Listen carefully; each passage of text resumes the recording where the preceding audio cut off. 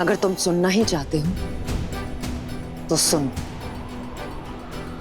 मेरा पहला वर अयोध्या के सिंहासन पर तुम नहीं, मेरा पुत्र भरत बैठेगा।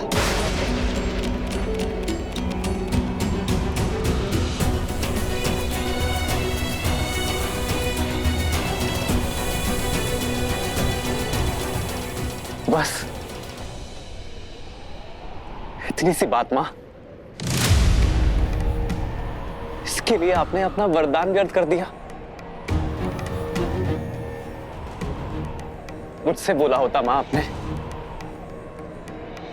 आपको वर मांगने की आवश्यकता ही नहीं पड़ती।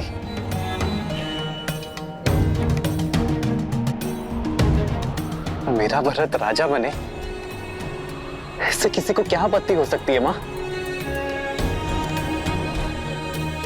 भरत जैसा न्यायप्रिय और परोपकारी राजा पाकर अयोध्या धन्य हो जाएगी मां। अब दूसरा वर बताइए मां।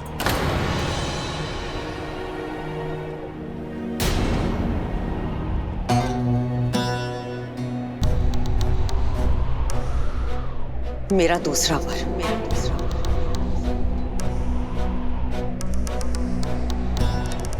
तुम शीघ्र अतिशीघ्र अयोध्या छोड़कर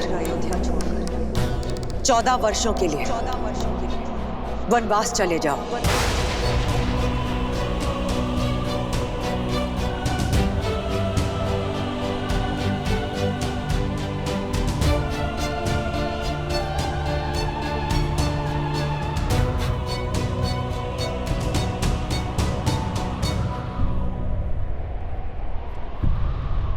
स्वीकार है मुझे मां, स्वीकार है मुझे मां।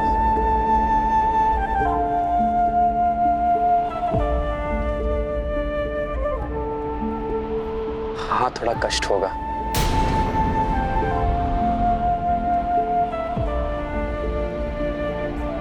अपने बूढ़े पिता को और स्नेहमयी 3 माताओं को इस अवस्था में छोड़कर दूर जाना होगा। थोड़ा कष्ट होगा मां, किंतु कष्ट से अधिक आनंद भी होगा। आनंद की वनवास में मुझे मेरी देश और प्रजा को अधिक समझने का अवसर मिलेगा, संतों से सीखने का, संतों की सेवा करने का और उनसे उचित ज्ञान प्राप्त करने का अवसर मिलेगा।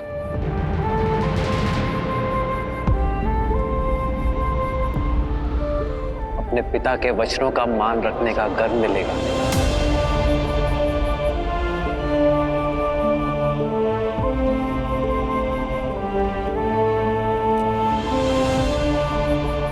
अपनी मां की इच्छा को पूर्ण करने का संतोष मिलेगा।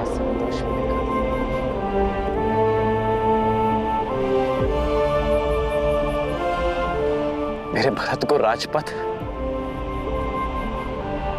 और मुझे ज्ञानपथ मिलेगा मां।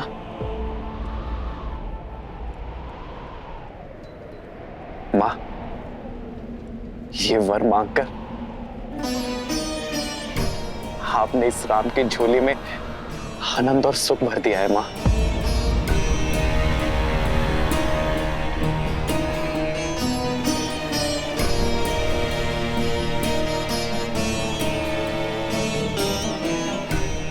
मां, आपका ये पुत्र आपकी इच्छा और पिताश्री के वचन दोनों को अवश्य पूर्ण करेगा।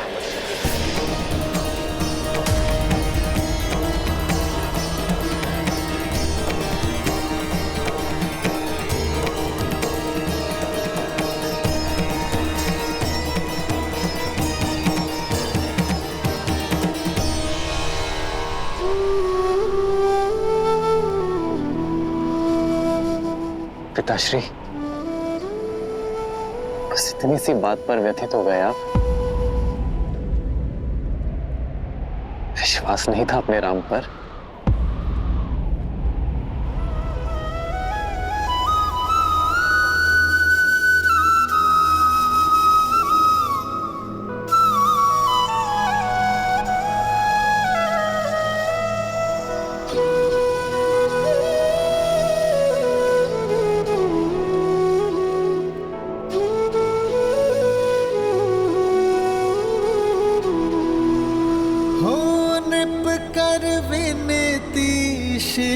को पुकारे, कृपा करो प्रभु कष्ट न तारे।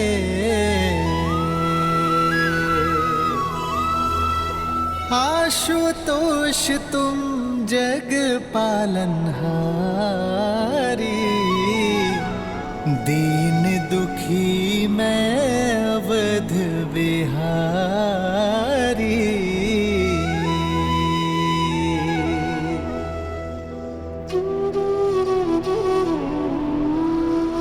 प्रसन्न हो जाइए पिताश्री, आपके राम को महाराजा हरिश्चंद्र और भगीरथ के मार्ग पर चलने का सौभाग्य मिला है। मैं धर्म यात्रा पर प्रस्थान करने जा रहा हूं पिताश्री। अपने नेत्रों पर इन अश्रुओं के साथ नहीं, अपने मुख पर गर्व के साथ अनुमति दीजिए पिताश्री।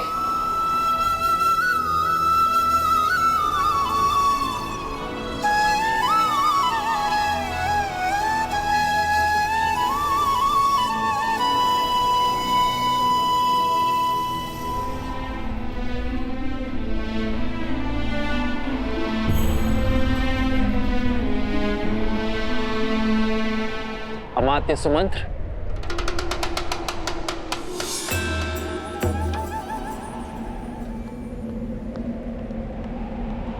जी कुमार। पिताश्री का स्वास्थ्य ठीक नहीं है, ये किसी को ज्ञात नहीं होना चाहिए। आप इसी क्षण राजसभा जाए और मेरा एक संदेश सभी को दें।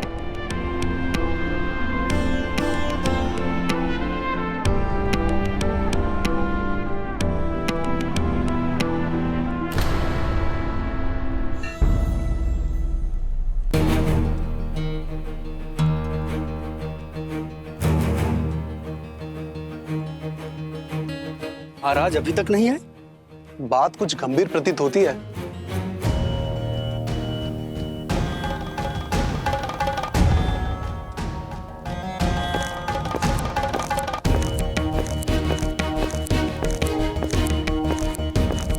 राम आ गया।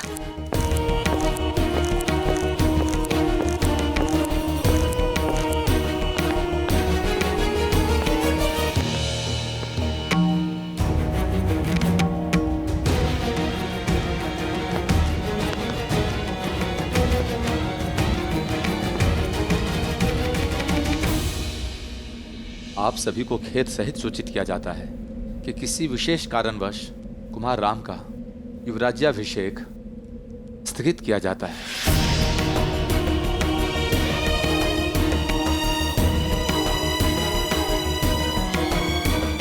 अचानक ऐसा क्या हो गया? ऐसी क्या बात है जो हम सबसे छुपाई जा रही है?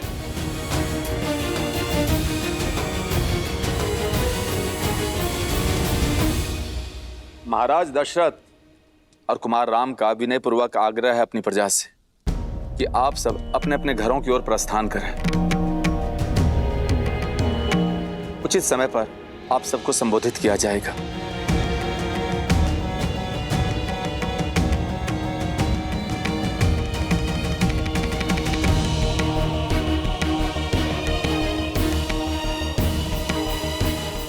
सुमंत्र जी, क्या बात है?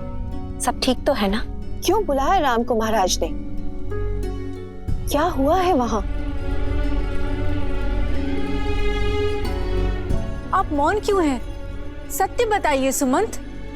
कुमार राम महाराज के साथ ही हैं। उन्होंने आप सबसे निश्चिंत रहने के लिए कहा है।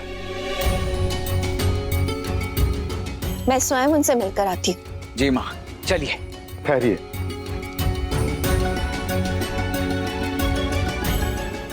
कुमार राम का आग्रह है कि अभी कोई भी उनसे मिलने ना आए।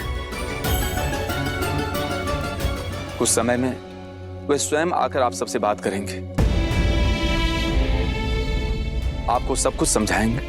किंतु बात क्या है सुमंत? क्षमा महारानी, मुझे केवल इतना ही संदेश मिला है।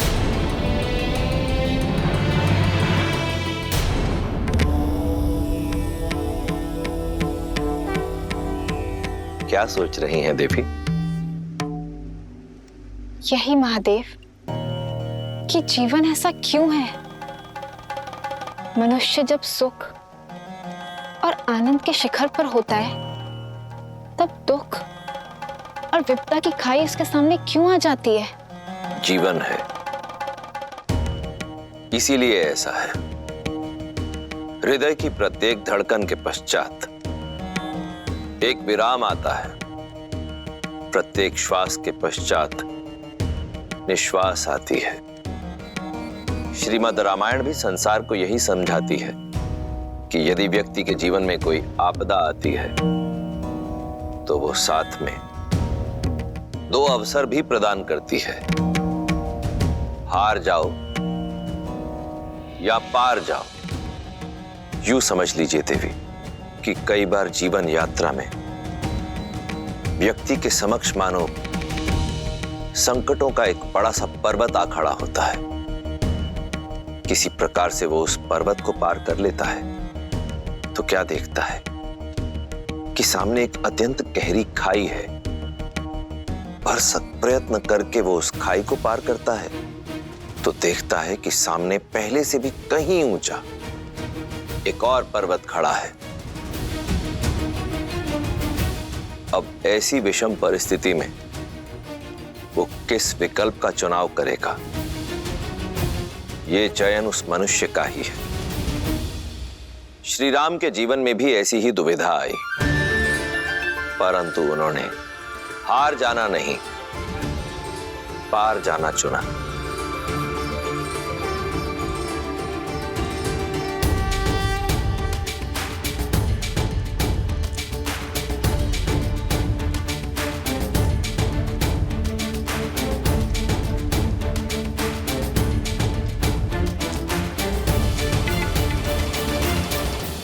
ना जाने किसकी कुदृष्टि लग गई। इतने उत्साहित थे हम कुमार राम के युवराज अभिषेक के लिए। कुदृष्टि लगी तो है, उतर भी जाएगी। देखना, शीघ्र ही कुमार राम के सिर पर अयोध्या का मुकुट होगा। कितनी झूठी आशाएं बांध रही हो। अरे अयोध्या का मुकुट तो क्या, अयोध्या के मिट्टी का कण भी नहीं मिलेगा तुम्हारे राम को। शुभ अवसर पर कैसी बातें कर रही हो मंत्रा काकी? हाँ, लगता है वृद्धावस्था में आपकी बुद्धि खेल रही है आपके साथ। मेरी बुद्धि नहीं खेल रही है, बल्कि ये सब मेरी बुद्धि का रचा हुआ है। राम नाम जपने वाली कैकेयी के मन में पुत्र मोह जगाया है मैंने। महाराज से अपने दोनों वचन मांगने के लिए विवश किया है। तुम सब देखना, अति शीघ्र मेरा भरत अयोध्या का पहले युवराज बनेगा और उसके बाद नरेश। और तुम्हारा वो राम है ना, वो बनेगा वनवासी। इतना बड़ा षड्यंत्र रचा तुमने। नरक में जाओगी तुम, नरक में जाओगी, नरक में जाओगी तुम, नरक में। हट! अयोध्या की प्रसन्नता को निराशा में बदल दिया है तुमने। निराशा नहीं, ये तो मेरे वर्षों की आशा है जो शीघ्र ही पूरी होगी। और अति शीघ्र भरत का सूर्य उगेगा और राम का सूर्य डूबेगा।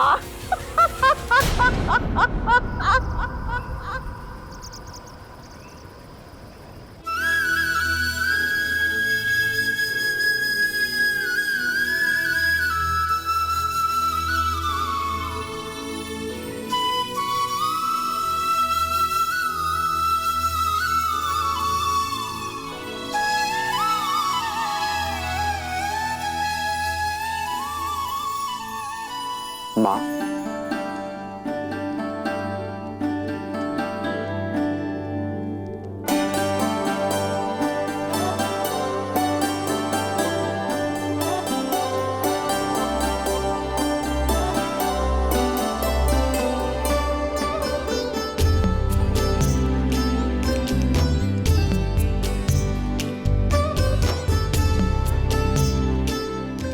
माँ मैं जो विघ्न था वो टल गया राम?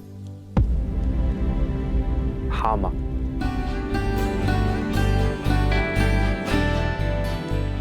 रघुवंश की मर्यादा पर आया विघ्न टल गया है।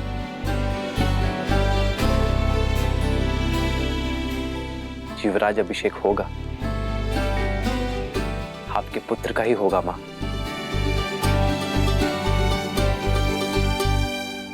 किंतु मेरा नहीं।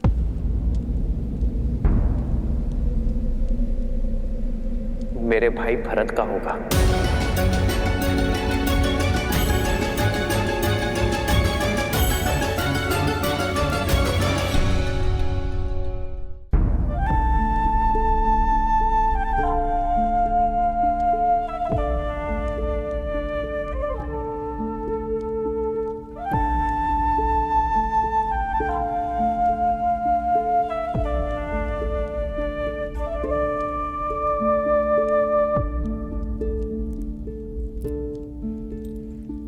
किंतु मां,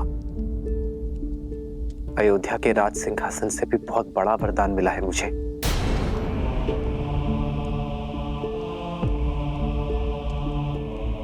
अपने पिताश्री के वचन को निभा सकने के योग्य बनने का वरदान।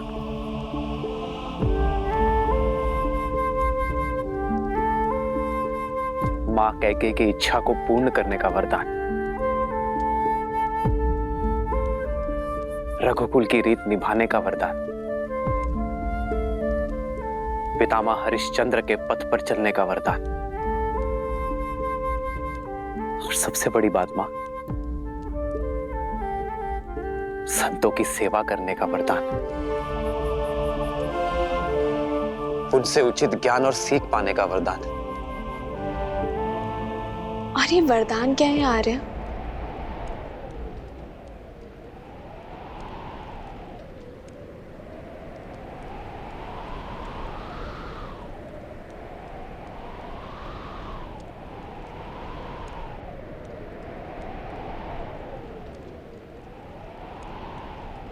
चौदह वर्ष का वनवास। 14 वर्ष का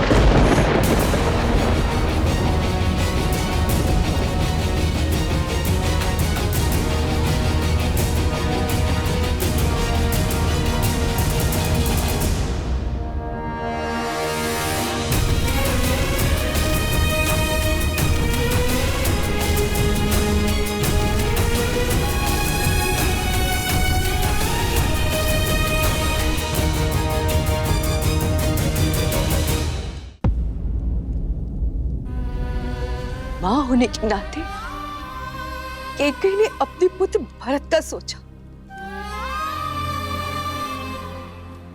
ठीक है, लेकिन मेरे पुत्र के साथ अन्याय क्यों? तुम तो उसे प्रेम से मां पुकारते थे ना राम?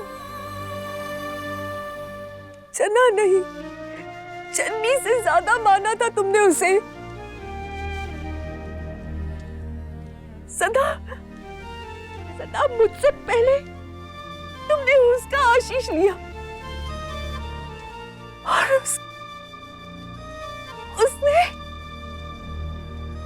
उसने ये अभिशाप दिया।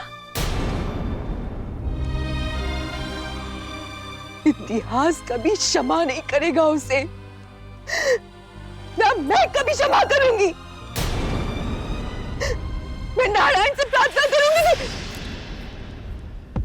नहीं,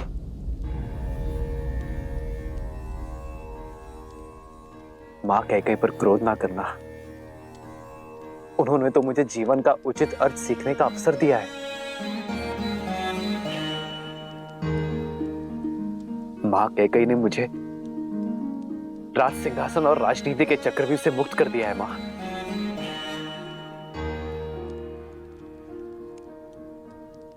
मेरा भरत, मेरा प्रिय भरत अब राजा बनेगा। मेरे सारे दायित्व, राजमुकुट का बोझ अब भरत संभालेगा मां।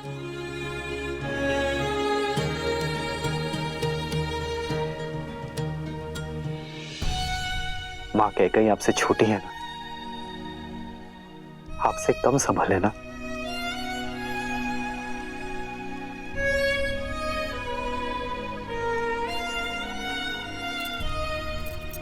सब वरदान तो पा चुके हो राम, आप मुझसे क्या चाहते हो? मुझसे वो मत मांगना जो मैं तुम्हें दे नहीं सकती।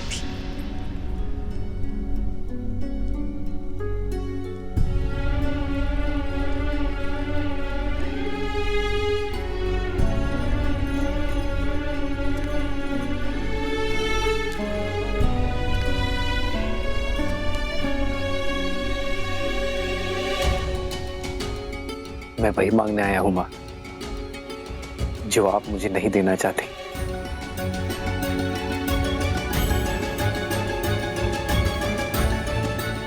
अनुमति,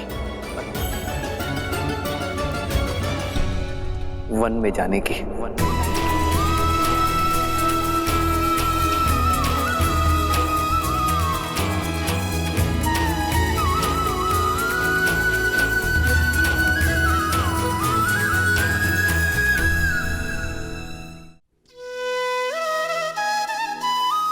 पहले एक बार आपने मुझे गुरुकुल के लिए विदा किया था, किंतु उस समय आपके नेत्रों में आशा थी और मुख पे उत्साह था कि ये आपके पुत्र के भले के लिए है।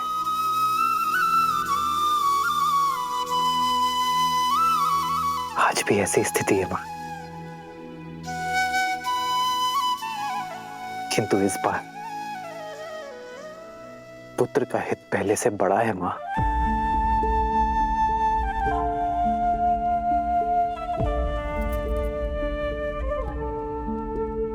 गर्व है मुझे,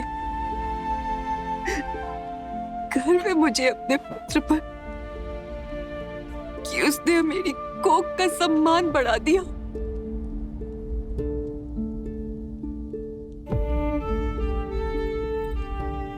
तुम्हें अनुमति ना देकर मैं अपने पुत्र का त्याग झूठा नहीं करना चाहती। पुत्र,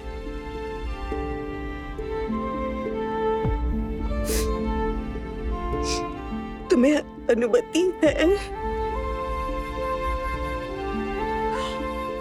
अनुमति है पुत्र, पर क्या सारे धर्म तुम्हारे पिता और तुम्हारी विमाता के लिए, अपनी जननी के लिए कोई धर्म नहीं? सोचा नहीं कि मैं तुम्हारे बिना इस महल में कैसे रह पाऊंगी? 14 वर्ष जब मेरा पुत्र वहां वन वन भटक रहा होगा। नहीं, मैं भी चलूंगी, मैं भी चलूंगी पुत्र, मैं भी तुम्हारे साथ चलूंगी पुत्र।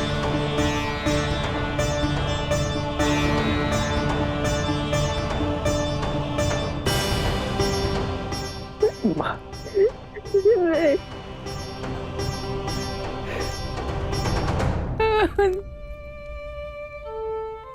कितना सौभाग्यशाली हूं मैं कि मुझे आप जैसी मां मिली,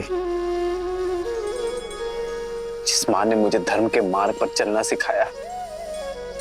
आज उसी के साथ अधर्म कर दूं मां। धर्म की यात्रा का प्रारंभ मैं अधर्म के साथ नहीं कर सकता मां। संतान से पहले पति धर्म आता है मां। पिताश्री को आपकी यहां आवश्यकता है, इसीलिए आपका सम्मित स्थान अयोध्या है मां, अपने पति के पास। मुझे विश्वास कि मेरा पुत्र धर्म पालन करके लौटेगा, पर आशा नहीं कि जब तुम लौटोगे तो तुम्हारे स्वागत के लिए मैं जीवित रह पाऊंगी। नहीं माता, मुझे विश्वास है विवाह के पश्चात जैसे आपने हमारा स्वागत किया था, वैसे ही वन से लौटने के पश्चात आप हमारा स्वागत करेंगी।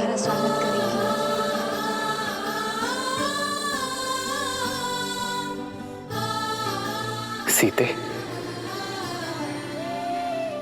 तुम? क्यों रघुनंदन, क्या माता के लिए धर्म भिन्न है और सीता के लिए भिन्न? अभी अभी आप ही ने कहा था ना कि पत्नी का धर्म स्थान उसके पति के पास होता है। जहां मेरे पति रहेंगे वहीं मैं रहूंगी। फिर वो रानीवास हो या वनवास।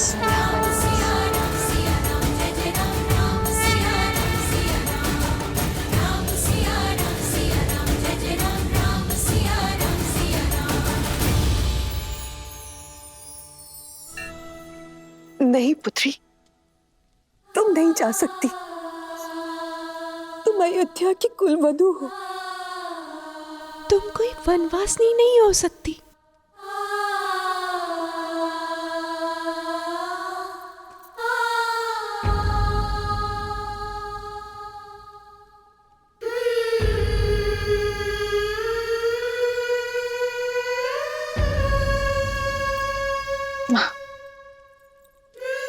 मेरे लिए कुलवधू होने का प्रारंभ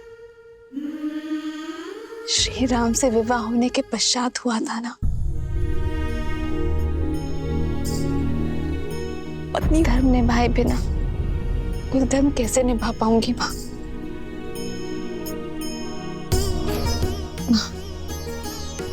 आपने मुझे पुत्री माना है ना, तो इस पुत्री को दुर्बल ना करें। धर्म निभाने का आशीर्वाद देकर विदा दे मां।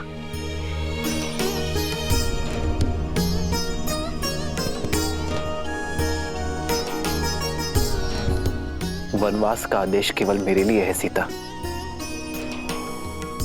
अपना प्रारब्ध मैं तुम्हें नहीं दे सकता।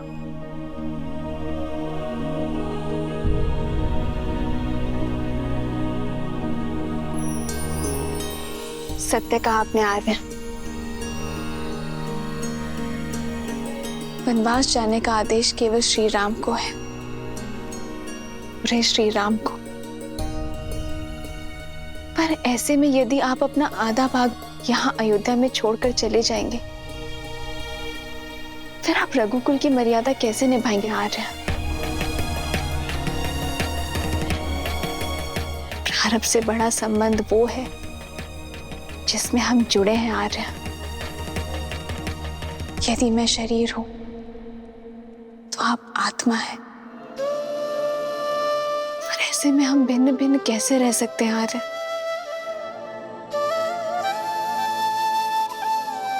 एक स्त्री एक घर की शोभा होती है सीता, जो आदर स्नेह की पात्र है। उन्हें वनवास का भागीदार नहीं बनाया जाता सीता।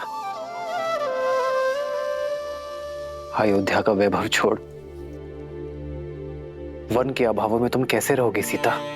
मेरा वैभव तो आप है आर्य, और संबंध ऐश्वर्य या अभावों से नहीं, प्रेम और भावों से तोला जाता है। रानीवास हो या वनवास, जहां श्री राम होंगे वहीं सीता करेगी निवास।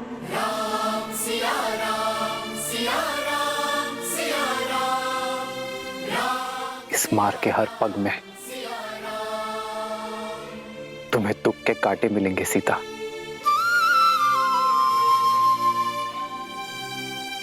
स्वीकार है, पर आपके वियोग के शूल नहीं सह पाऊंगी मैं आर्य।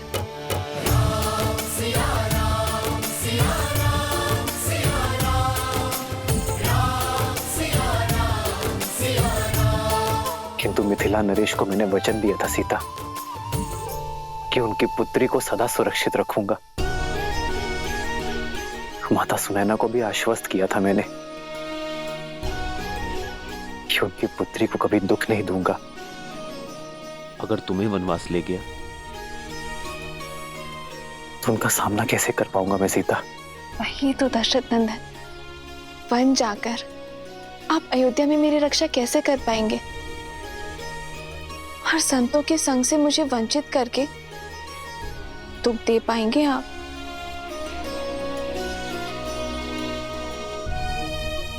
कहीं आप स्वार्थी तो नहीं हो गए? वन की सुंदरता, ऋषियों के सत्संग से मुझे वंचित करके स्वयं सारा सुख भोग लेना चाहते हैं। आप अपना वचन पूरा करें, ये गर्व है मेरे लिए। लेकिन आर्य, मैंने भी वचन दिए है, माता पिता को वचन दिए है कि मैं सदा मिथिला के संस्कारों को निभाऊंगी। अग्नि को साक्षी मानकर वचन दिया है कि मैं सदा आपकी परछाई बनकर रहूंगी। मैं जनक नंदिनी सीता वचन देती हूँ कि मैं आपका हाथ कभी नहीं छोड़ूंगी। धर्म के पथ पर आपका हाथ थामे आगे बढ़ूंगी। यदि कभी आपके धर्म पर या आप पर कोई संकट आया, आपकी रक्षा के लिए मैं अपने प्राण देने से पीछे नहीं हटूंगी। हम सुख में दुख में सदा एक दूसरे के साथ रहेंगे। आप अयोध्या की गरिमा और रघुकुल की मर्यादा के लिए वनवास जा रहे हैं ना? और मैं भी तो रघुवंश का एक भाग हूं ना। सोचिए आर्य, जब इतिहास कहेगा कि रघुकुल की कुल वधू ने महल के सुख के लिए अपने पति का साथ छोड़ दिया, तो क्या तब भी अयोध्या की रघुवंश की गरिमा बनी रहेगी?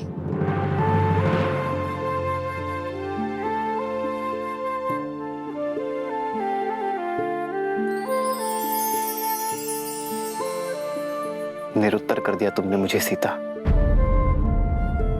कि तो जहां हम जा रहे हैं वो कोई वन नहीं है, वो वन है। यदि हम दोनों साथ होंगे तो मेरे लिए वन भी उपवन हो जाएगा।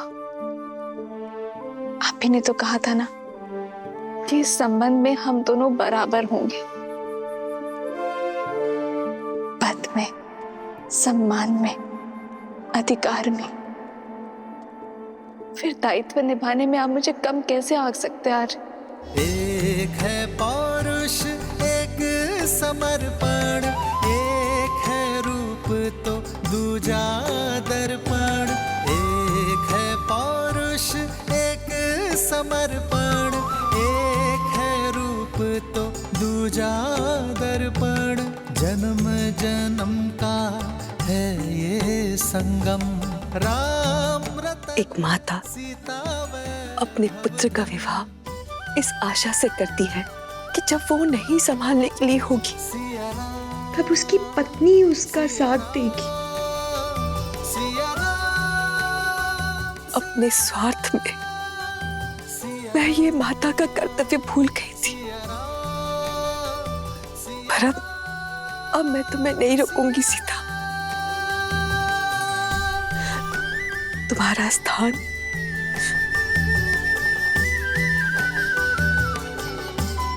मेरे राम के साथ ही है।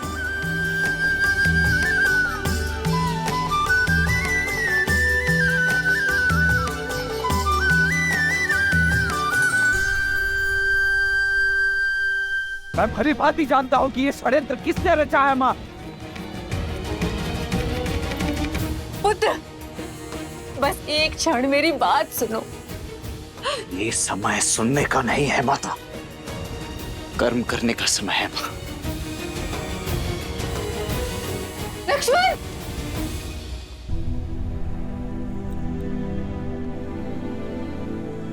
माँ, इस समय मुझे आपकी सेवा करनी चाहिए और मैं यहाँ से जा रही हूँ।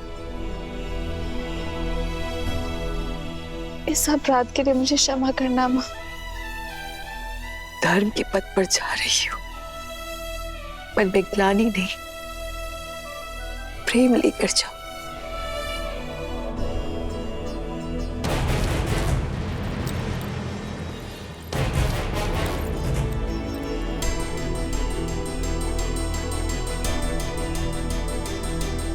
सदा सौभाग्यवती भव।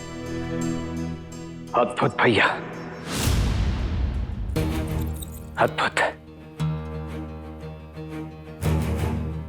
वचन किसी ने दिया, वरदान किसी और ने मांगा, और वनवास जाने के लिए आप सच खड़े।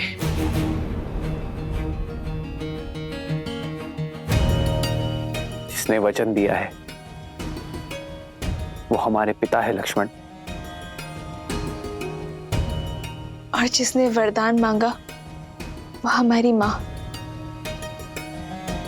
माँ तो वो केवल भरत की है।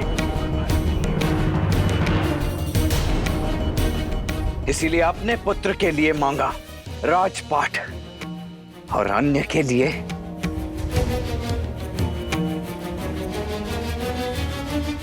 भाभी, आपको तो भैया को समझाना चाहिए था, उन्हें रोकना चाहिए था, और आप हैं कि इस अन्याय में उनके साथ। कौशल्या मां, आपको क्या हो गया है?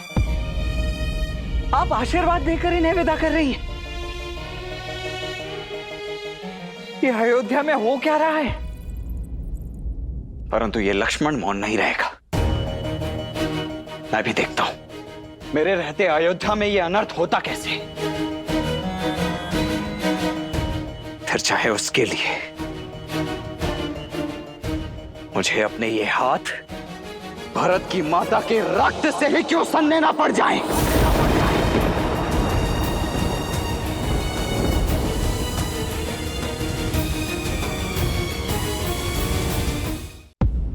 सावधान लक्ष्मण, सावधान लक्ष्मण।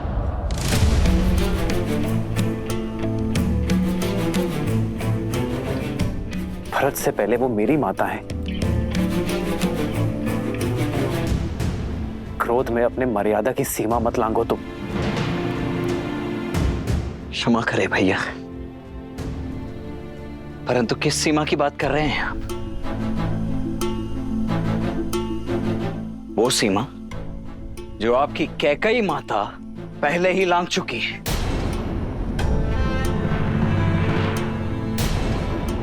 यदि वो माता होती तो अपने पुत्र को ऐसा श्राप तो कभी नहीं देती भैया।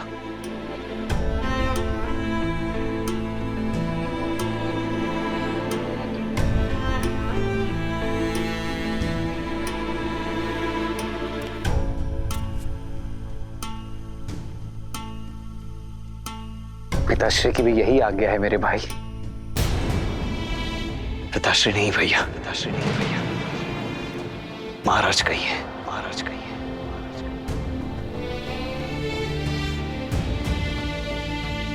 अयोध्या नरेश महाराज दशरथ, जो स्त्री मोह में अंधे होकर अधर्म के मार्ग पर चल पड़े, परंतु ऐसे राजा के विरुद्ध विद्रोह करने के लिए भी सज्ज है ये लक्ष्मण।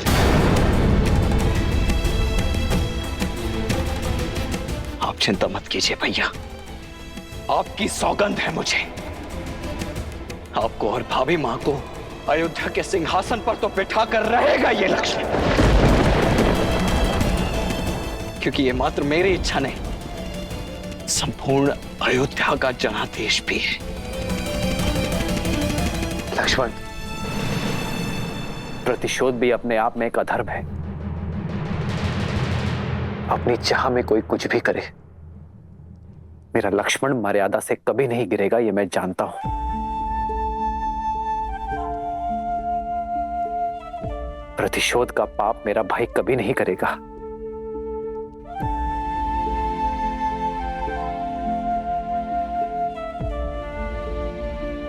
तो मैं क्या करूं भैया?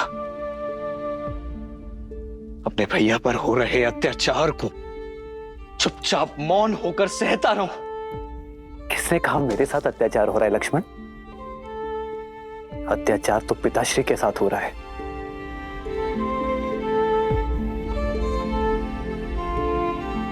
जिन्हें अपने प्राण प्रिय पुत्र को वनवास भेजना पड़ा।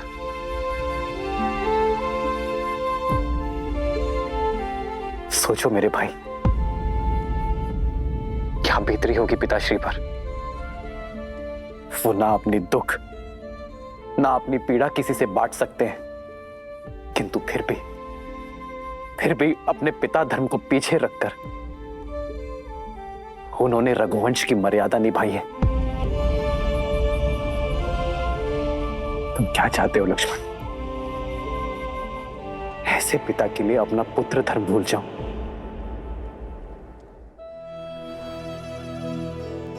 और माता कैकेयी का भी कोई दोष नहीं है लक्ष्मण। ये तो नियति का खेल है जो हर किसी को अपना निमित्त बना लेती है।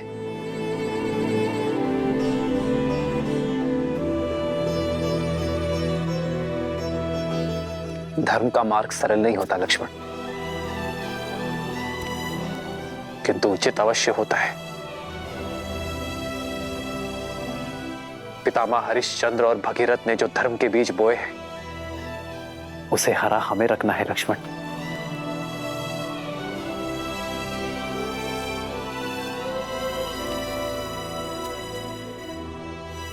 जिन मार्ग पर उनके पग पड़े हैं हमें उसी मार्ग पर चलना है लक्ष्मण, क्योंकि धर्म के मार्ग से विमुख होना रघुवंश की मर्यादा नहीं है।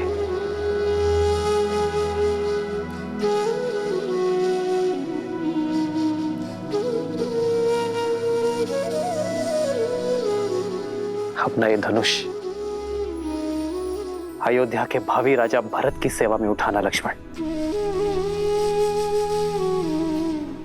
और अपना धर्म निभाना मेरे भाई। नहीं भैया, ये शस्त्र, ये धनुष अपने भैया की सुरक्षा में ही उठेगा। आपकी रक्षा में उठेगा भैया।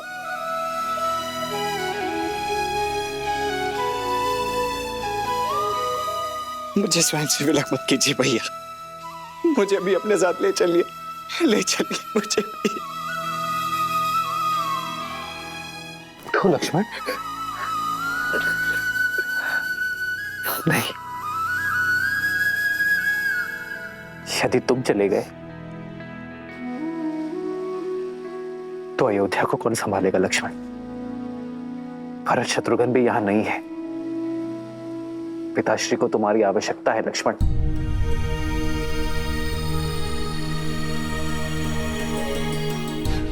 अयोध्या को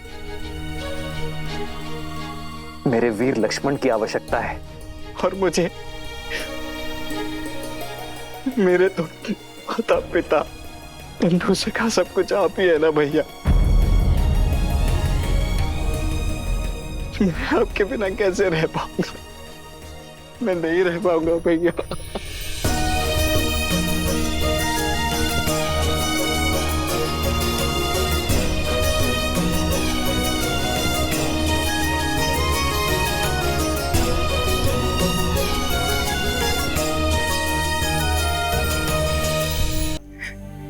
मेरे तो माता पिता बंधु सखा सब कुछ आप ही है ना भैया। मैं आपके बिना कैसे रह पाऊंगा? मैं नहीं रह पाऊंगा भैया।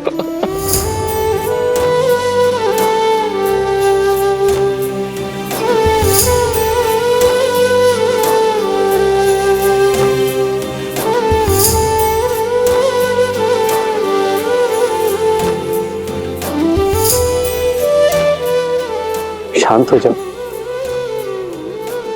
ये अश्रु मेरे वीर लक्ष्मण को शोभा नहीं देते। ये वनवास केवल राम के लिए है लक्ष्मण। राम की परिभाषा क्या है भैया? क्या उस परिभाषा का एक अटूट अंग लक्ष्मण नहीं है? यदि नहीं है तो हर लीजिए मेरे प्राण और मुक्त कीजिए मुझे इस पीड़ा से। लक्ष्मण कैसी बातें कर रहे हो तुम? मेरी तरफ देखो लक्ष्मण। यह सत्य है कि राम की परिभाषा में लक्ष्मण सम्मिलित है, किंतु लक्ष्मण की परिभाषा में लक्ष्मण की जननी और उसकी पत्नी दोनों का महत्वपूर्ण भाग है। और उनके लिए भी तुम्हारा कर्तव्य है लक्ष्मण।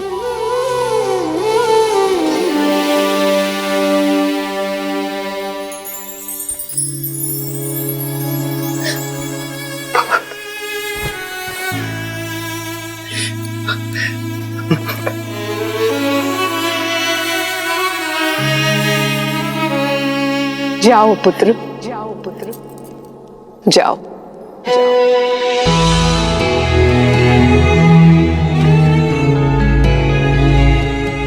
तुम्हें तो मैंने जन्म से पहले ही राम की सेवा में अर्पित कर दिया था, तो अब जब राम को तुम्हारे साथ की सच में आवश्यकता है,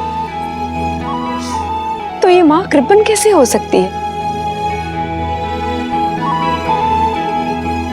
तुम्हारा तो चयन ही मैंने सेवा के लिए किया है ना। तो वनवास में एक सेवक का धर्म निभाना पुत्र, दिन रात अपने भाई और भाभी की सेवा करना, जब वो भोजन कर लेना और यदि कुछ बच जाए तो खाना, और जब तक तुम वन में हो अपनी माता या ये अयोध्या किसी का स्मरण मत करना, क्योंकि तुम राम और सीता को नहीं, अयोध्या की आत्मा को अपने साथ ले जा रहे हो।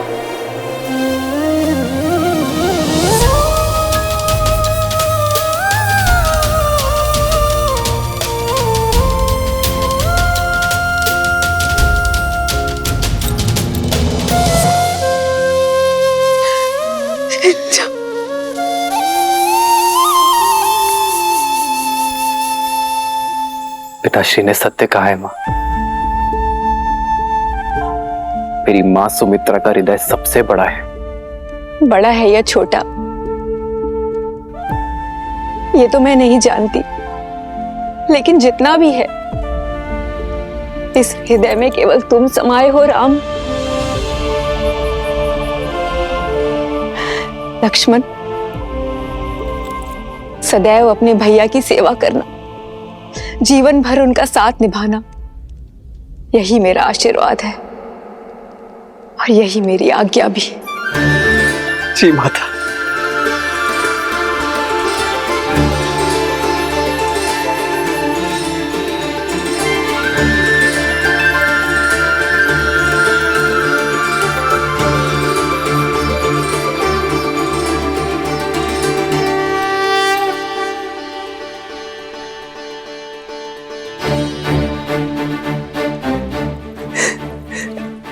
राम, एक पिता के भांति मेरे पुत्र लक्ष्मण की सुरक्षा करना राम।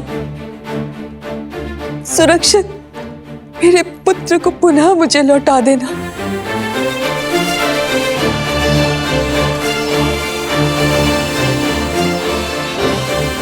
अभी अनुमति केवल आधी मिली है लक्ष्मण। उर्मिला की सहमति के बिना तुम्हें मेरी भी अनुमति नहीं मिलेगी। जी भैया। श्री रामचंद्र कृपालु भजु मन हरण भव भय दारुणम। नव कंज लोचन कंज मुख कर कंज पद कंजारुणम।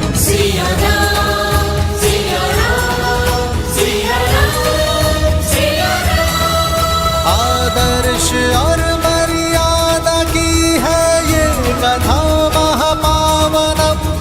काट मद श्री से मिला दे श्रीमद रामायणम। श्रीमद रामायणम।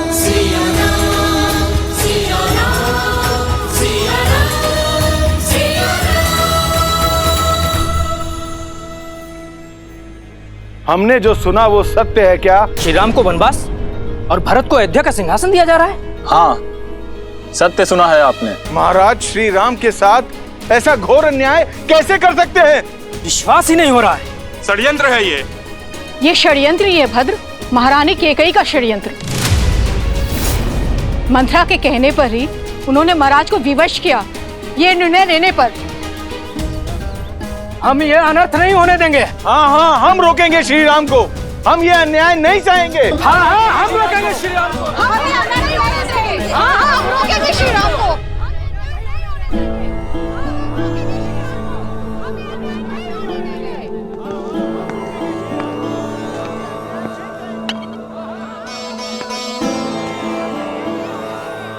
महाराज जल।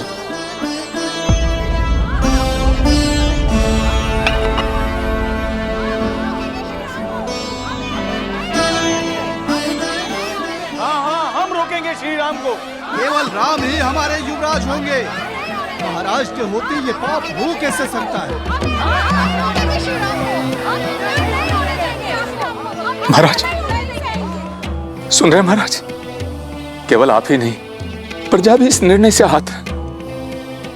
निश्चिंत रहिए महाराज, अयोध्यावासी अपने राम को कहीं नहीं जाने देंगे।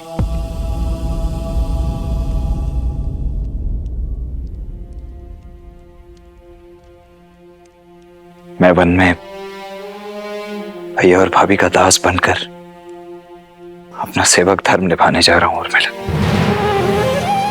और ये निर्णय पूर्णतः मेरा ही है। परंतु भैया का मानना है कि तुम्हारी सहमति के बिना यह संभव नहीं है। इसलिए मेरा ये आग्रह है तुमसे कि अपने पति के निर्णय के विरुद्ध जाओ।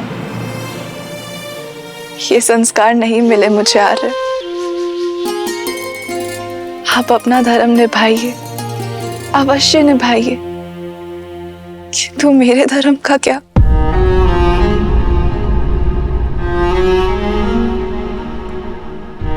आप अपने भाई की सेवा करने का प्रण निभाइए, किंतु मैं अपनी पति की सेवा करूं, उनके तप में उनका साथ दूं, ये अधिकार मत छीनिए मुझसे।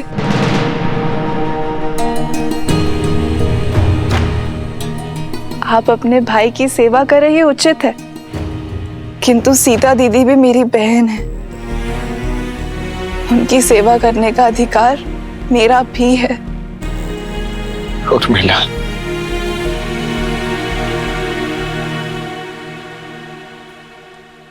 माना कि श्री राम का छोटा भाई हूं मैं, किंतु उनके जितना समर्थ नहीं हूं मैं। वहां वन में मेरा उत्तरदायित्व अपने भैया और भाभी की दिन रात सेवा करना होगा। ऐसे में यदि तुम भी मेरे साथ चली तो पत्नी की रक्षा करना अपने हाथ मेरा उत्तरदायित्व बन जाएगा। तुम्हारा ये साथ, ये प्रेम मेरे उद्देश्य में बाधा बन जाएगा उर्मिला।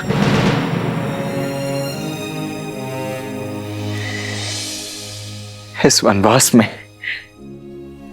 मुझे दिन रात जागना है, अपने भैया और भाभी की सेवा में स्वयं को न्यौछावर कर देना है।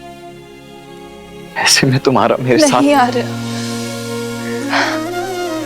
मैं अकेले आपको ये तब का सुख नहीं लेने दूंगी। अर्धांगिनी हूं मैं आपकी। आपके पुण्य में आधा अधिकार मेरा भी है। मैं जहां पर भी रहूं आर्य, मेरा मन सदैव आपके पास ही रहेगा। और आपके जाने के बाद मेरे जीवन से सूर्य चला जाएगा। मेरे जीवन में रात्रि हो जाएगी। मेरी केवल एक ही इच्छा है आर्य, कि मैं जब भी अपनी आंखें खोलूं केवल आपको देखूं।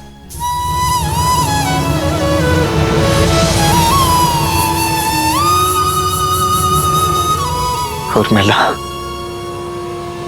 ये तुम क्या कह रही हो? सीता दीदी और जय श्री की सेवा में उर्मिला के अतिरिक्त एक और बाधा है आपके सामने आ रहे। आपकी निद्रा, और उस पे मनुष्य का कोई वश नहीं है। एक काम कीजिए आर्य, आप अपनी दोनों बाधाएं एक साथ अयोध्या में छोड़कर चले जाइए। 14 वर्ष तक मैं आपकी नींद लेती रहूंगी, ताकि आप 14 वर्ष तक बिना सोए अपना धर्म निभा सके।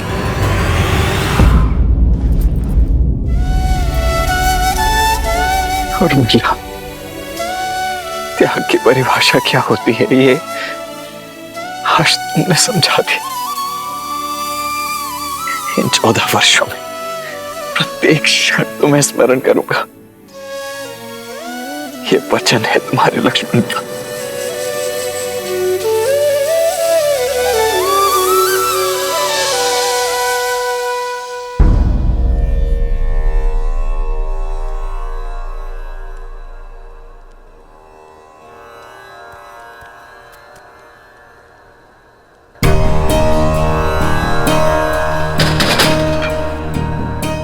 सुनो,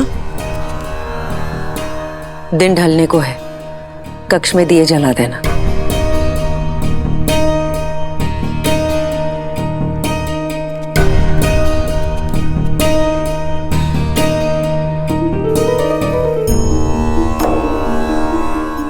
जो अंधकार महारानी ने अयोध्या में फैलाया है ना, वो सिर्फ एक दीपक जलाने से नहीं जाएगा। माता को कुमाता बनते हुए हमने पहली बार देखा है।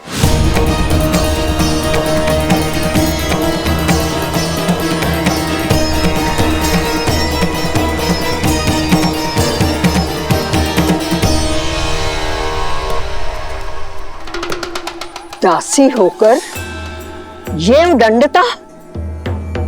उदंडता नहीं, पीड़ा है मन की। हमारे राम से उनका सब कुछ छीन लिया। कोई इतना कैसे गिर सकता है? चुप! मेरे भरत को राजा बनने दो, फिर तुम सबको देश निकाला दे दूंगी, जैसे कि राम को दिया। देश का अर्थ अयोध्या की सीमा यहाँ का भवन है? नहीं, देश तो जनता से बनता है। अब जनता अपने राम के साथ है। वो राम जो शीघ्र ही अयोध्या छोड़कर जाने वाला है, महाराज के आदेश पर। राजा का आदेश जो भी हो, जनादेश राम के साथ है और राम हमारे राजा हैं।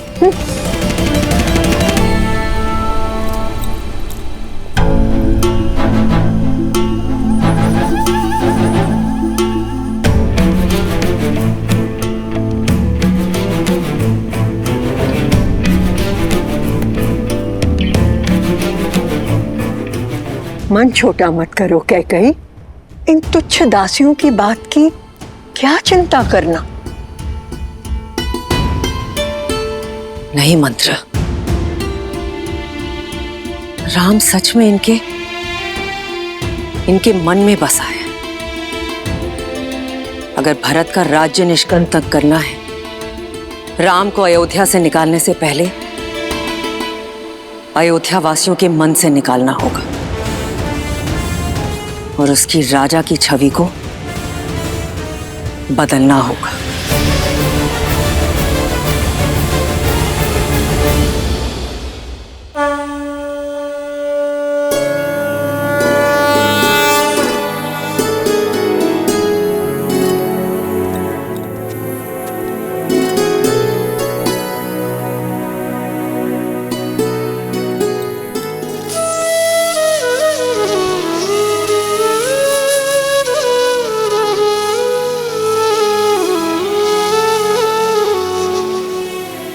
दीदी, मुझे क्षमा करना किंतु मैं आपके साथ नहीं आ पाऊंगी। उर्मिला का त्याग अनुपम है। लक्ष्मण के साथ ना जाकर भी उसके दायित्व में उसका साथ निभा रही है। लक्ष्मण 14 वर्ष तक जागा रहे, इसीलिए अपने जीवन के अगले 14 वर्षों को रात के रूप में स्वीकारा है इसने।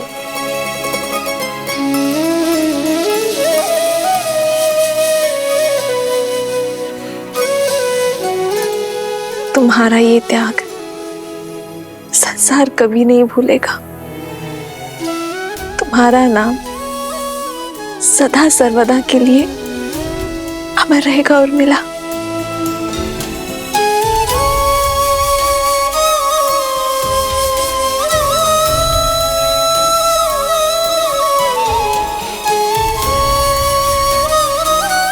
उर्मिला, संसार का सबसे कठिन व्रत निभा रही हो तुम। मेरा आशीष सदैव तुम्हारे साथ रहेगा।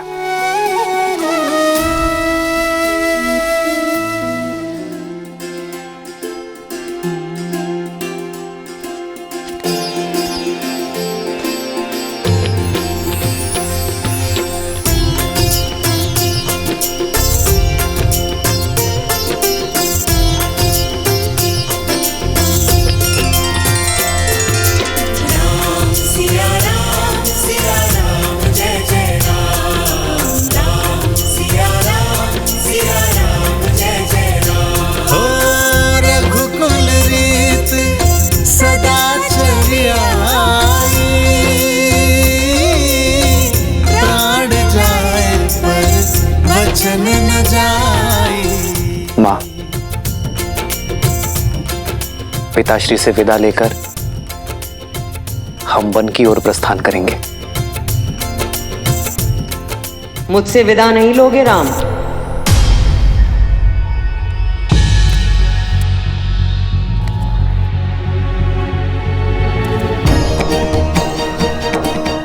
मां,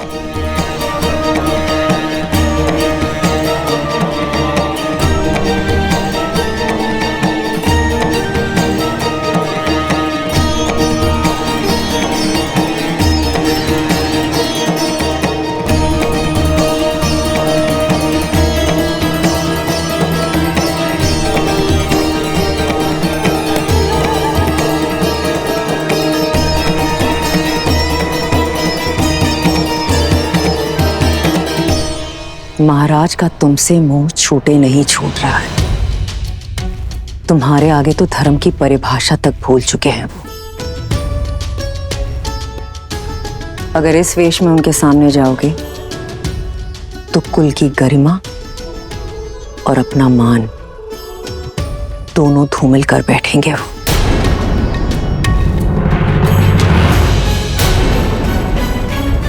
चयन तुम्हारा है। युवराज के वेश में उनके सामने जाकर उनसे अधर्म करवाना चाहते हो? और यदि सच में वनवास स्वीकार है तो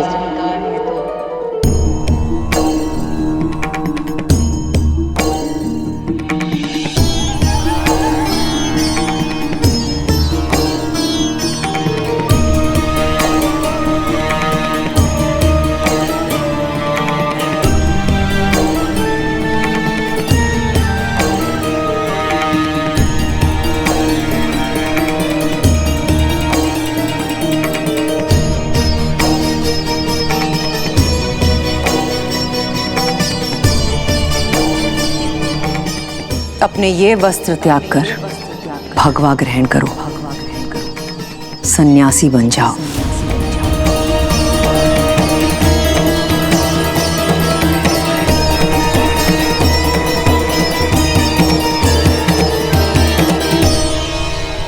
भगवा पहनकर सन्यासी बनकर अपने पिताश्री के सामने जाओगे तो कदाचित वो धर्म के पथ पर चल पाए।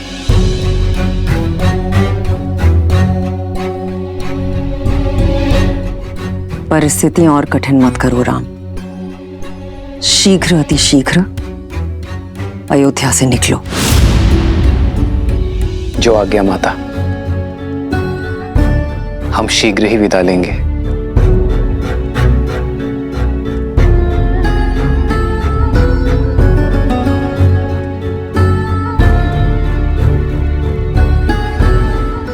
हम?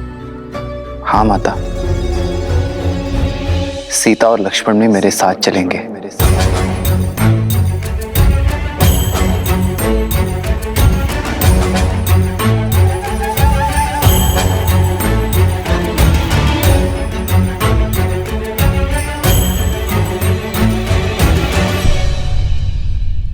हाँ हाँ, क्यों नहीं। एक से भले दो और दो से भले तीन। मैं ना अभी इन दोनों के लिए भगवा वस्त्र लेकर आती हूँ। ईश्वर सब शुभ कर रहा है। मेरे भरत की राह से लक्ष्मण और सीता के कांटे भी अपने आप हट गए।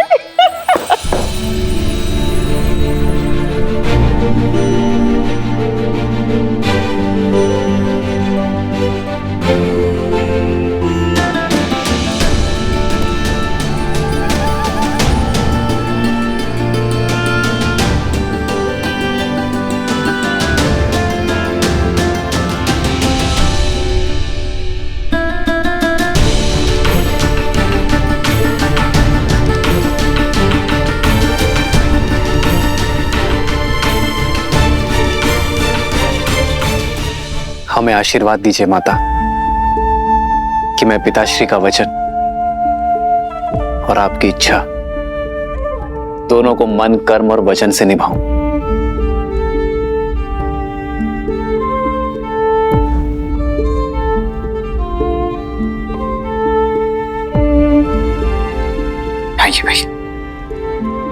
आओ सीता।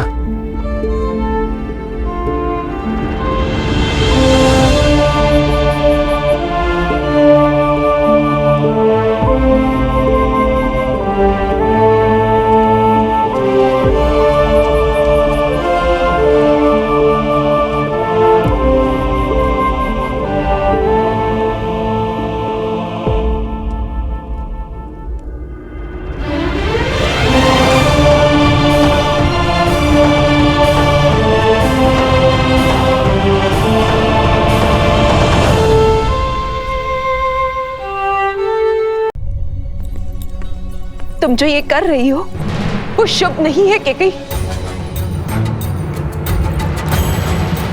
कर्म लौट कर आता है। जिस उद्देश्य से तुम ये षड्यंत्र रच रही हो वो कभी सफल नहीं होगा। मैं अपने पुत्र भरत को जानती हूं, वो कभी ये सिंहासन स्वीकार नहीं करेगा। सज्ज रहो, तुम्हें तुम्हारे पुत्र की अवहेलना झेलनी पड़ेगी।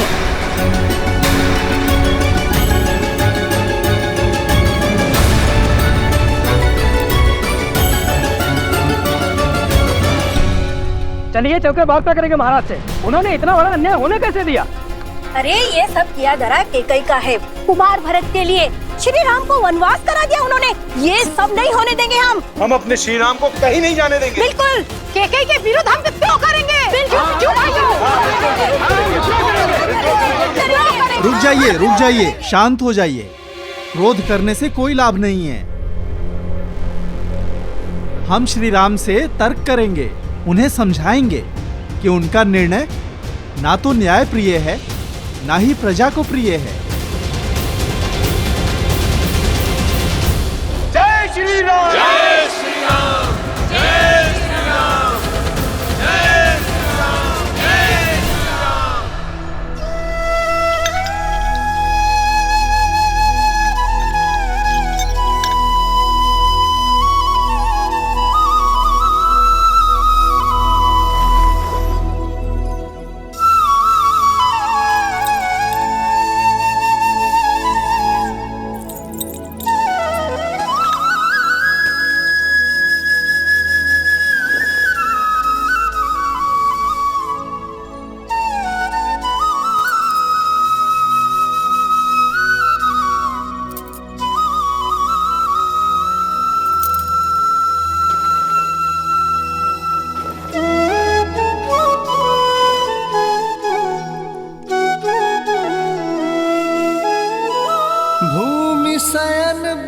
कल बसन असनु कंद फल मूल ते की सदा सब दिन मिलही सबुई समयानुकूल।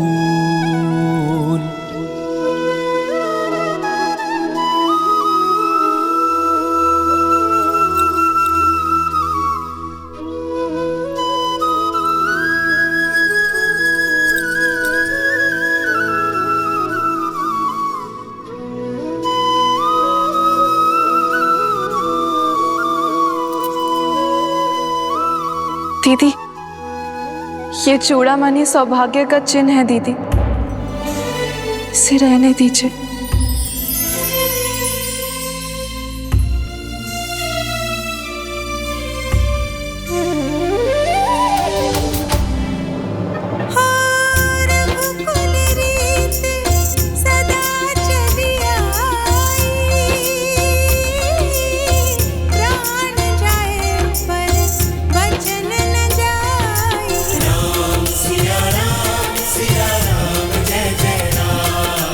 राम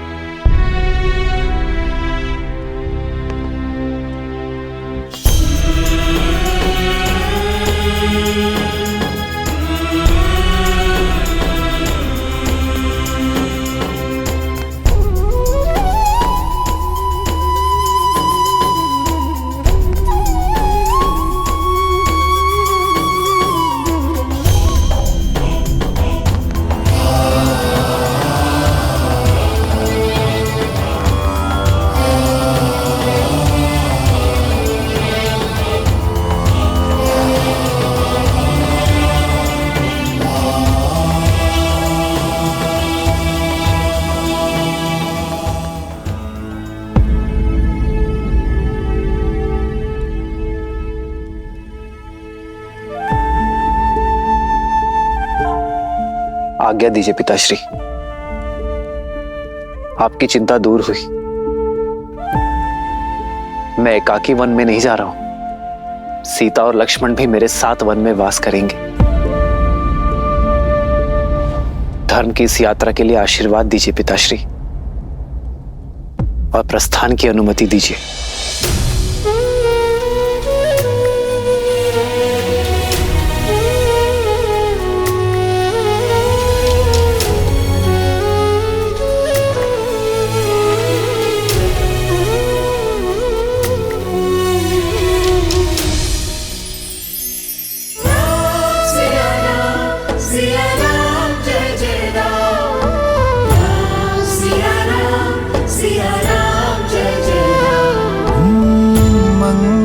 भवन अमंगल हारी द्रवहु सुदशरथ अजर बिहारी। हो कैसी विपदा रघुकुल आई, वन को चले हैं सिया रघुराई। लक्ष्मण साथ लक्ष्मण साथ में बने अनुयायी, लक्ष्मण साथ में बने अनुयायी। राम सिया राम जय जय राम। राम सिया राम जय जय राम। राम सिया राम जय जय राम। राम सिया राम जय जय राम।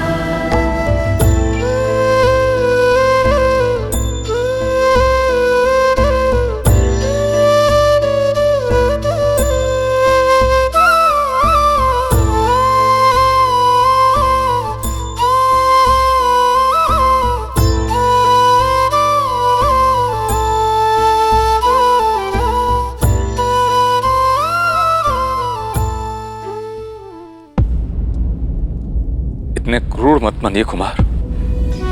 एक कुमार राम के जाने से ये दशा है महाराज की,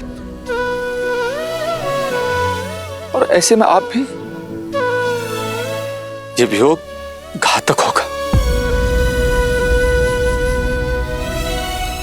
कुलवधू हैं आप देवी सीता, कुल को आपकी आवश्यकता है। और कुमार लक्ष्मण आपको तो समझाना था ना कुमार राम को। समझाया था अमात्य,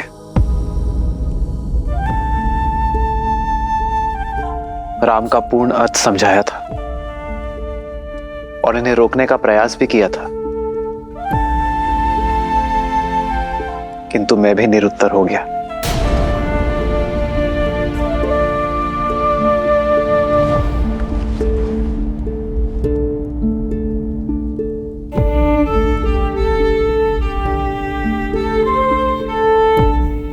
पिताश्री,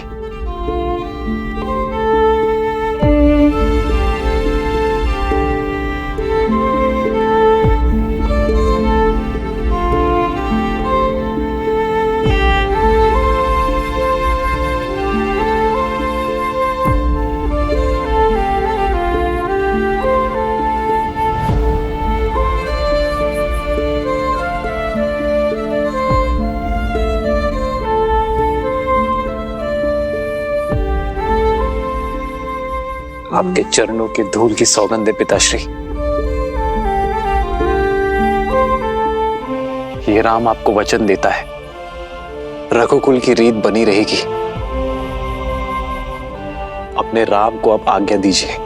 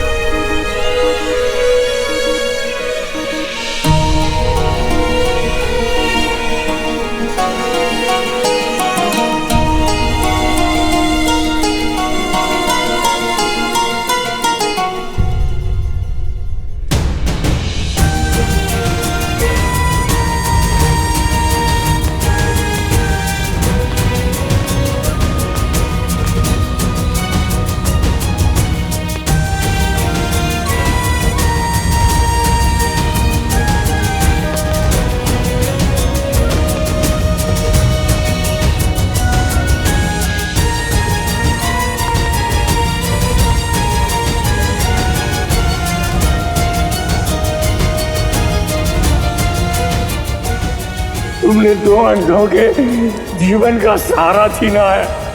तुम भी अपनी आंखों के तारे से दूर हो जाओगे।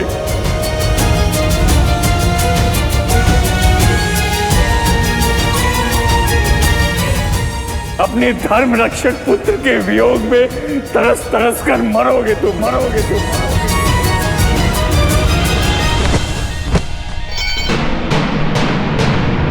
महाराज, महाराज, सुनिए अयोध्या,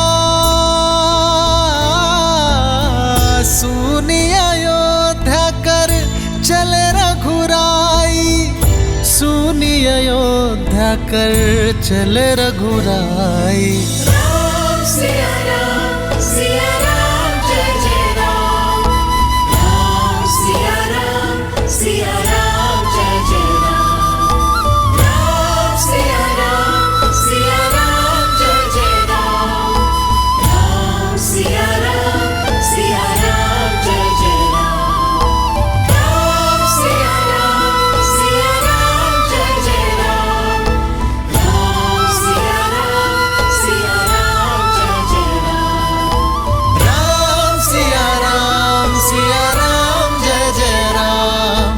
राम सिया राम, सिया राम, जय जय राम।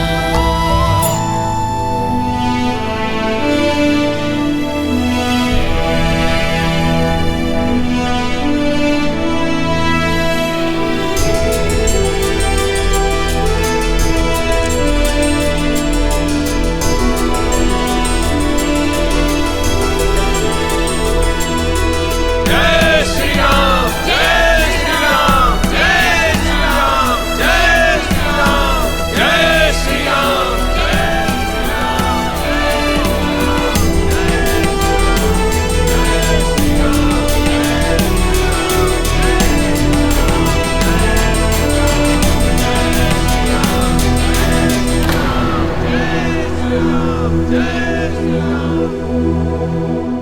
हम आपको कहीं नहीं जाने देंगे श्री राम। अयोध्या का मुकुट केवल आपके सर पर ही सुहाएगा।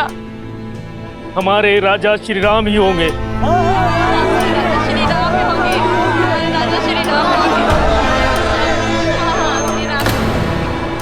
हमारी विनती स्वीकार कीजिए श्री राम। हमें छोड़कर मत जाइए।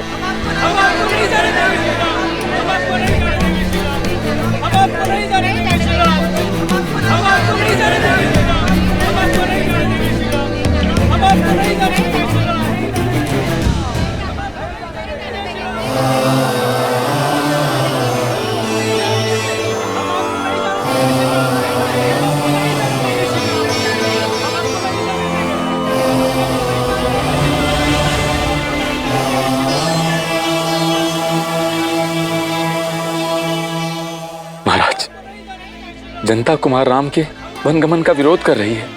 लोग विद्रोह करने पर उतारू हो गए। राजमहल की सुरक्षा व्यवस्था को तोड़कर भीतर आ चुके हैं। महाराज, अब देखिएगा, अयोध्यावासी कुमार राम का निर्णय बदल देंगे। आपको नहीं जाने देंगे श्री राम। हम आपको नहीं जाने देंगे।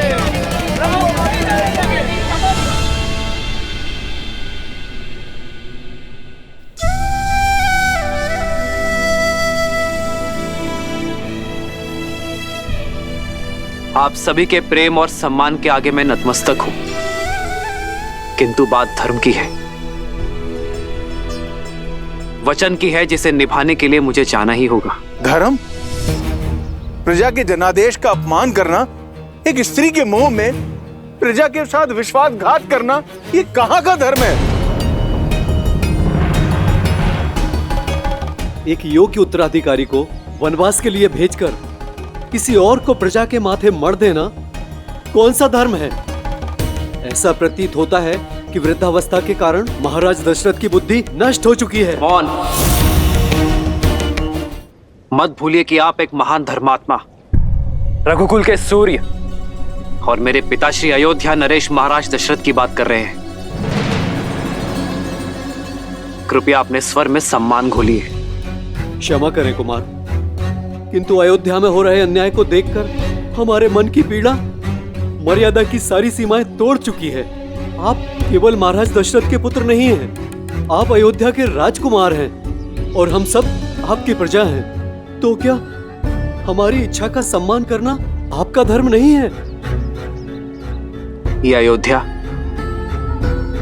और ये प्रजा अभी भी महाराज दशरथ की है और ये उनका आदेश है कि अयोध्या का युवराज मेरा भरत बनेगा।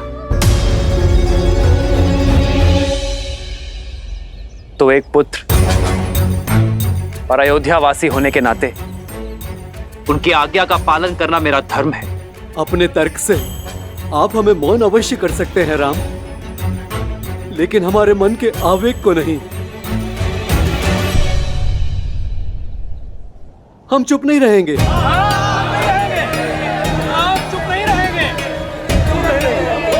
ये सब उस महारानी कैकेयी का किया धरा है, उन्हें इसका दंड अवश्य मिलेगा, भले ही हमें इसके लिए विद्रोह क्यों न करना पड़े।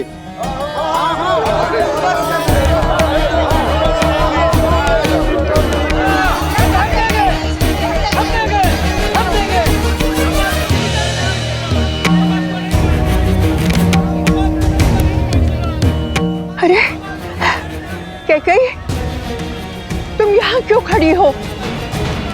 देखा नहीं प्रजा धैर्य खो चुकी है, रुष्ट है तुमसे। ये प्रजा राम के लिए कुछ भी कर सकती है।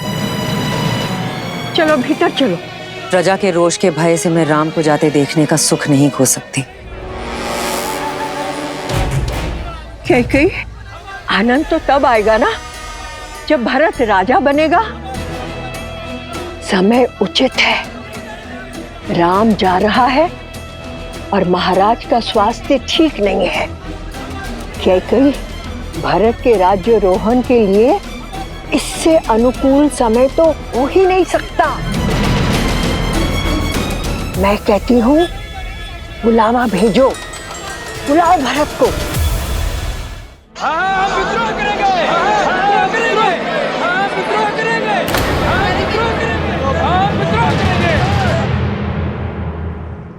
किसके विरुद्ध विद्रोह करने की बात कर रहे हैं आप? मेरी प्रिय माता के विरुद्ध। माता की डांट में भी संतान का हित ही होता है। यदि मेरी माता ने मेरा निर्वासन चाहा है तो इसमें हित ही होगा, मेरा हित होगा अयोध्या का। कहिए, किसके विरुद्ध विद्रोह करेंगे आप? उस धर्मात्मा के विरुद्ध जिसने संपूर्ण जीवन एक पिता समान आप सबको पाला है। उन्होंने तो अपना पिता धर्म निभा लिया, अब बारी आपकी है अपना संतान धर्म निभाने की। इस कठिन समय में अपने पिता तुल्य महाराज को संभालने की।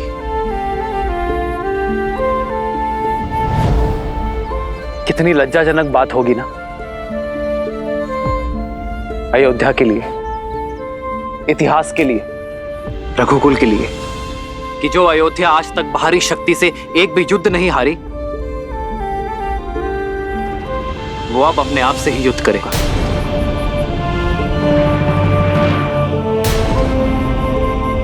यदि आप लोगों के मन में मेरे लिए तनिक भी प्रेम और सम्मान है तो आपको सौगंध है उस प्रेम की कि मेरे जाने के बाद मेरी 3 माताओं और पिताश्री को आप अपने माता पिता का प्रेम और सम्मान देंगे।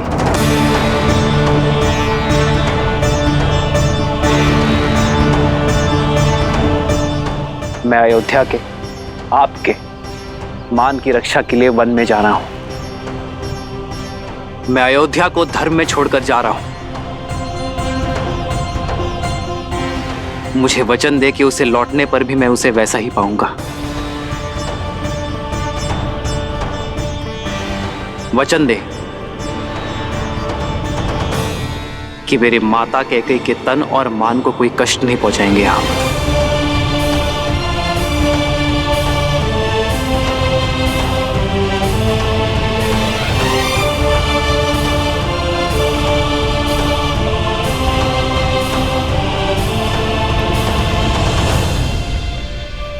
अब मुझे अपना पुत्र धर्म निभाने की शक्ति दे।